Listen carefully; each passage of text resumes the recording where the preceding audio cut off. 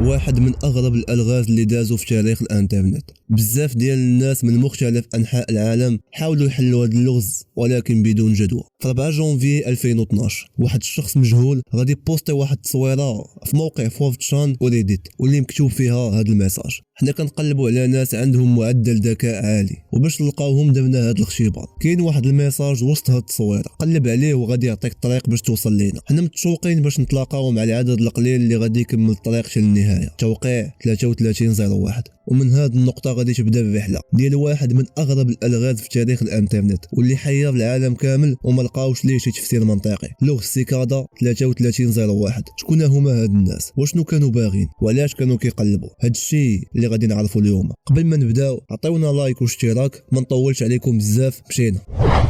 من بعد ما تحطات الصوره الملايين ديال الناس اللي كانوا شافوها في وقت قليل، طبيعه الحال واحد الفئه كاع ما تاقوا بداك الشيء وقالوا باللي غتفليا ومضيعه ديال الوقت، ولكن كانوا ناس اخرين اللي خداو البلان بجديه. واحد من هاد الناس اكتشف باللي الا حليتي ديك التصويره عن طريق البلوك نوت غادي تلقى بزاف ديال الاكواد والشفرات اللي ما مفهومينش، ولكن الا هبطتي لتحت غادي تلقى واحد الشفره مفهومه وفيها مجموعه من الارقام اللي تقدر تقراهم. من بعد ما غادي تحل هاد الشفره غادي يخرج لك واحد الرابط، وملي غادي تكليكي عليه غادي يعطيك هاد الصوره واللي مكتوب فيها اوبس هاد الصوره مزيفه، كيبان باللي ما قديتيش تحل اللغز. بزاف ديال الناس قالوا باللي هاد الشيء صافي سال هنا وغادي تكون هذه هي النهايه، ولكن هذاك الانسان الذكي اللي كانوا كيقلبوا عليه هو اللي غادي يعرف باللي شي حاجه كاينه تما وما يمكنش هاد الشيء سالينا. وبالفعل غادي يبان واحد الساط اللي غادي يستعمل واحد لابليكاسيون سميتها اوتكيس وغادي يحط فيها هاد الصوره اللي غتعطيه مجموعه من المعلومات الاضافيه واللي كان وسطهم واحد الرابط اللي غادي يديك الموقع ريديت. من بعد غادي تلقى واحد الكتاب واللي فيه بزاف ديال الاكواد والارقام، وملي كتحل هاد اللغز كتلقى واحد الرقم ديال التليفون، وملي كتعيط ليه كتلقى رساله صوتيه مسجله كتقول: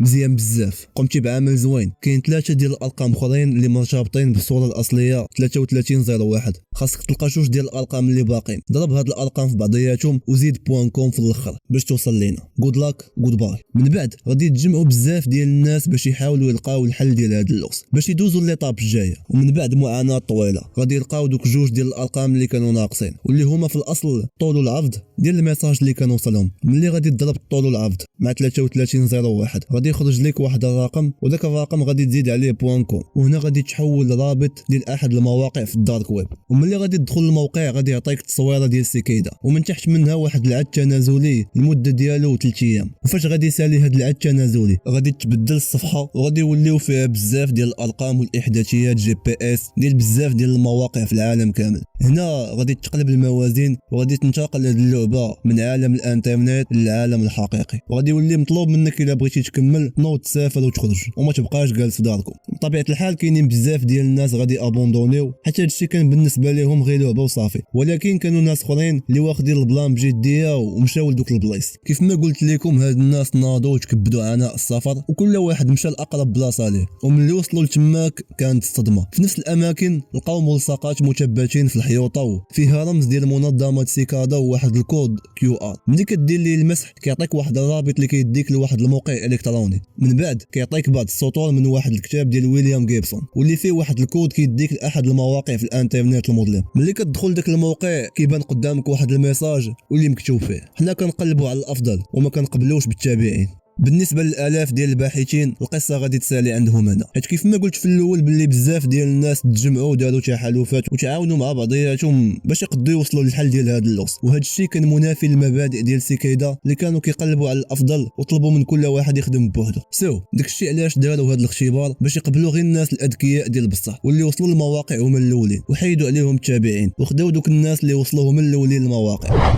داز تقريبا شهر وسيكيدا ما غاديش يبقى ليها الاثر، لا هي لا دوك الناس الاذكياء اللي كانوا اختاروا. من بعد ايام ديال الصمت سيكيدا غادي تخلي واحد الميساج في موقع فورتشان واللي كتقول فيه: لقينا الناس اللي كنا كنقلبوا عليهم، وهنا كتسالي الرحله ديالنا. غادي يكونوا فرص جايين في المستقبل. بلا شك انت كتسائل علاش كون حنا ولا شنو كنديروا. حنا مؤسسه فكريه كتركز على تطوير تقنيات البرمجه، حنا مناصرين ديال الحريه وخصوصيه الامن. دابا هنا عرفنا شكون هي هاد سيكيدا وشنو كدير، ولكن دوك الناس اللي كانوا ديجا تختاروا ما بقينا سمعنا عليهم والو. واحد من هاد الناس كانوا استضافوه في واحد البرنامج وكان سرب واحد الايميل وصلوا من سيكيدا، ولكن من بعد هاد الشيء بداو كيبانوا بزاف ديال الناس اللي كيدعيو باللي كانوا على تواصل مع المنظمه، وهنا ولا صعيب تميز ما بين اللي كيدوي بصح واللي كيكذب. من بعد اختفات سيكيدا وخلات وراها بزاف ديال التساؤلات وعلامات ديال الاستفهام، واللي باقي لحد الان ما لقاوش ليهم شي جواب منطقي. شكون هاد سيكيدا؟ شكون هاد المنظمه اللي دابت مسابقه شارك فيها العالم كامل